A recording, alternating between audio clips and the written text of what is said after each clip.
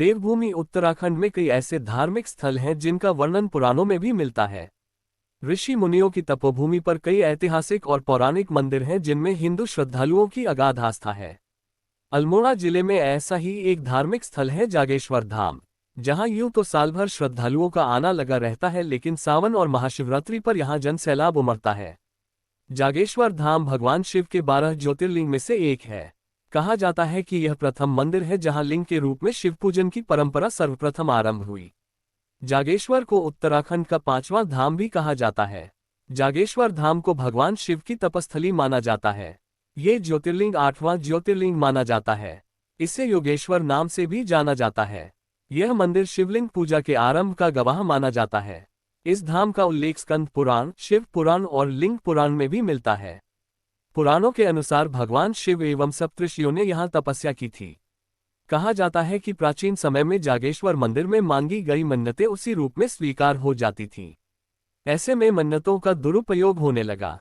8वीं सदी में आदि शंकराचार्य यहाँ आए और उन्होंने इस दुरुपयोग को रोकने की व्यवस्था की। अब यहाँ सिर्फ यज्ञ एवं अनुष्ठान से मंगलकारी मनोकामनाएं ही पूरी हो सकती हैं। ये भी मान्यता है कि भगवान श्रीराम के पुत्र लव कुश ने यहाँ यज्ञ आयोजित किया था, जिसके लिए उन्होंने देवताओं को आमंत्रित किया। मान्यता है कि उन्होंने ही इन मंदिरों की स्थापना की थी। जागेश्वर में लगभग 250 छोटे बड़े मंदिर हैं।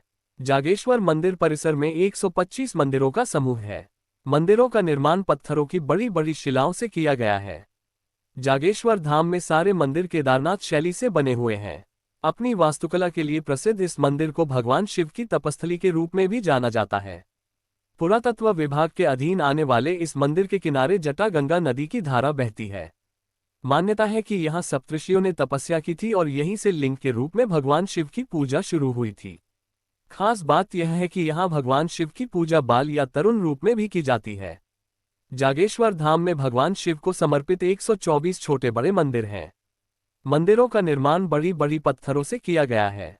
कैलाश मानसरोवर के प्राचीन मार्ग पर स्थित इस मंदिर के बारे में मान्यता है कि गुरु आदि शंकराचार्य ने केदारनाथ के लिए प्रस्थान करने से पहले जागेश्वर के दर्शन किए और यहाँ कई मंदिरों का जीर्णोद्धार और पुनः स्थापना भी की थी।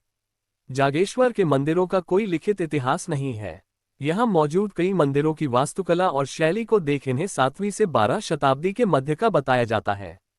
भारतीय पुरातात्विक सर्वेक्षण की माने तो यहाँ कुछ मंदिर गुप्त काल के बाद और कुछ मंदिर दूसरी शताब्दी के बताए जाते हैं।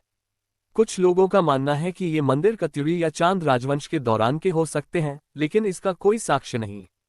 इस स्थल को लेकर यह भी कहा जाता है कि आदि शंकराचार्य ने इनमें से कुछ मंदिरों का निर्माण किया था, लेकिन ये सिर्फ यह दावा है।